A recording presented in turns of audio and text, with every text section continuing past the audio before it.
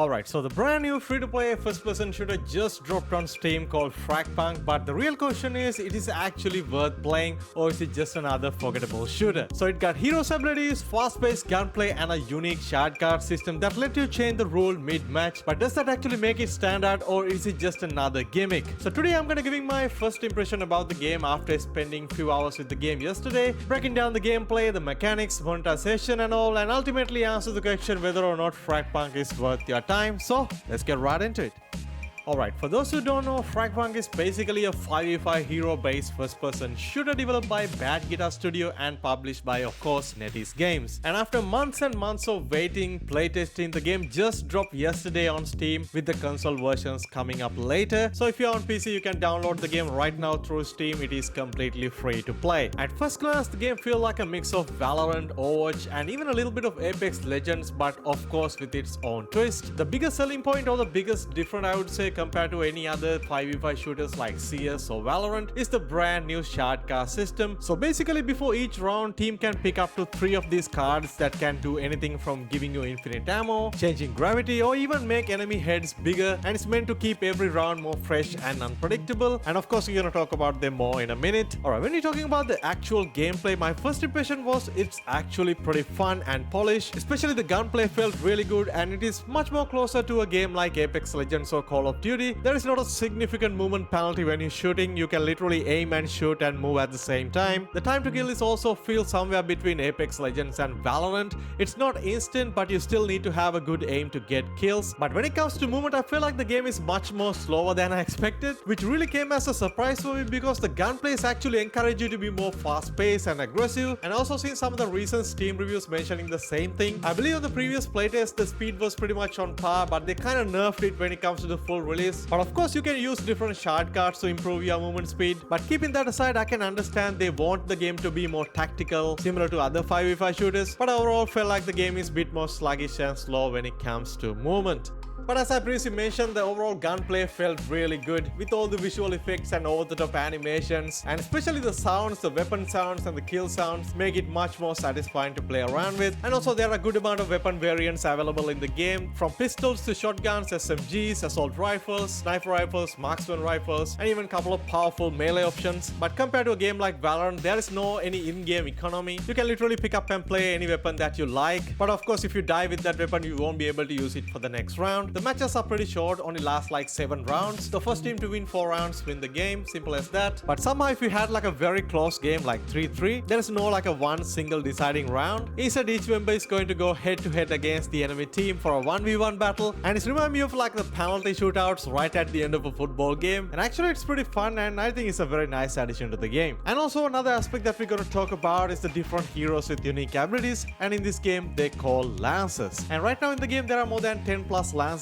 each of them with their own unique set of skills and abilities that you can utilize in the game. They're all pretty fun to play around with, but I feel like they're not as game-changing as something like Overwatch. Instead, you have to focus more on the gunplay and the different shard cards that you use throughout the game. When you're starting out the game, you have 5 of these Lancers already unlocked, but to unlock the rest of them, you have to have enough gold coins which you can gain just by playing the game. And of course, the game gives you the option to spend real money to unlock these Lancers. So someone can say it's a little bit pay to win, but of course at the end of the day, you can literally grind out the game and unlock all of these stuff for completely free, so I wouldn't say it's that much of a big deal. And on the other hand, we got shard cards, and right now you can unlock all of these shard cards just by playing the game, especially different game modes like team deathmatch, the arcade mode, or even the standard plant and diffuse mode. So once you play more games, you will unlock more of these cards, and at the moment I don't think you can spend real money to unlock these shard cards, and that is the way it should be in my opinion. And I personally think this shard card system is a very interesting concept, and at the same time it's a bit more chaotic, and some of these cards are very fun to play around with. And one time we used them to make all the enemy heads bigger so we can shoot them down very easily. Another time we used a card that allow us to put all of our magazine into a single one so we can literally shoot all of our bullets without reloading. And another time we use a card that allow us to heal ourselves just by sleeping on the floor, which is pretty hilarious in my opinion. So there's definitely a very fun aspect to it, but also at the same time I feel like it's a bit more broken. And some of these cards are literally game changing, very powerful ones, and sometimes strategy. You can use these cards to completely remove a bomb site from a map or reveal all of the enemies after a plant. Even can make every hit a critical shot. So this can be frustrating, can be broken, especially if you are playing the game more competitively on the rank modes. But if you're someone who playing the game more casually with friends, no doubt it's a really fun mechanic to play around with. Alright, now we are moving on to game modes, and first of all we got the standard mode, and it is called Shard Clash, and this is the typical 5v5 plant and defuse mode. Rules are very simple. First team to win 4 rounds simply win the game, and right now there are 7 different maps in the game, and they all look very cool, very vibrant and very unique to each other, but honestly I haven't really got to play all of them yet. But I'm very surprised with the amount of casual game mode that they include in the game right now. There are so many of them. There is a separate mode called Battle Rotation, which include typical game modes like Team Deathmatch, Free for All, and also another mode called Glue Knight Grab, which is basically like Kill Confirm. And on top of that there is a separate arcade playlist including modes like Rocketeer, Melee Deathmatch, Sniper Deathmatch, which are honestly really fun to play around with. And if you need even more game modes, there is a separate survival/infection style of a mode called Outbreak, and on top of that there is also a separate competitive rank mode which you will unlock at level 30. So overall there are tons of game modes, tons of shard cards, different agents with unique abilities, so the game can be very overwhelming at first. So I would recommend you guys to just slow down at first, just play the tutorial, then play a couple of death matches, get used to the gunplay, then jump into the training arena and try out some of these new abilities or shard cards, and once you get the hang of it you can always try out the standard mode or the rank mode. Alright, now we are moving on to the monetization. Man, this game pretty much got all the monetization that you expect from a typical free-to-play game, and it is not afraid to throw everything right at your face. And of course, being a free-to-play shooter, this game got tons of things to unlock, including daily missions, weekly missions, seasonal missions, huge number of in-game events, different achievements that you can complete, even a pretty cool comic book style backstory about the characters and the universe that you can read in-game. And of course, there is a battle pass with tons of free and premium rewards, and these are all pretty much cosmetic items that you can unlock, like weapon skin, character skins, different sticker packs, weapon charms, kill counters, and you can simply use all of these things to customize your weapons and characters in game. And of course there is tons of stuff that you can buy with real money, like weapon skins, bundle skins, character skins, sticker packs, weapon charms, different premium currencies, and somehow if you want to spend even more money on the game, there is a monthly subscription system that will give you access to all the lances, premium currency, bunch of cosmetic items and weapon skins. So this thing can be very annoying and very overwhelming at first, but so far most of these monetization seems to focus a lot on these cosmetic items, battle passes and different skins, and that's a good sign, and that is the way it should be in my opinion. But you can spend real money to unlock different lances, so you don't really have to grind out the game, so that can be an advantage, and someone can say it's a bit pay to win, but I wouldn't call it pay to win right now. But I'm definitely keep my eye on how they're going to handle the updates and balancing. Alright, finally we are moving on to the performance section, and I'm glad to say the game performed extremely well and surprisingly very polished. And honestly, during my playtime I never had any issues with frame rate dropping, game crashes or major bugs or anything like that. The game just ran buttery smooth for me, and I played this game on my Ryzen 7 5800X CPU with 32 gigs of RAM and RTX 3070 Ti, and I was pretty much playing the game on competitive settings, which is basically high textures and pretty much all the other settings set to low or completely disable. And on 1440p DLSS set to quality, I was easily getting more than 250 plus FPS pretty much all the time, which is really great to see. And even the minimum system requirement does suggest as the game is pretty much well optimized for low to mid-range PCs, which is something very rare to see nowadays in 2025. So finally, should you play FragPunk? My answer is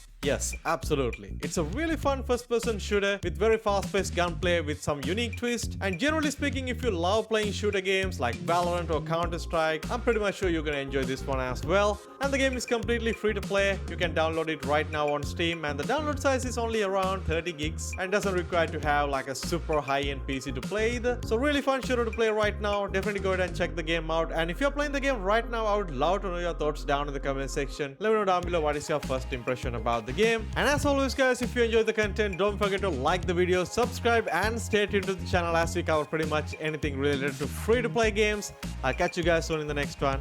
Stay safe.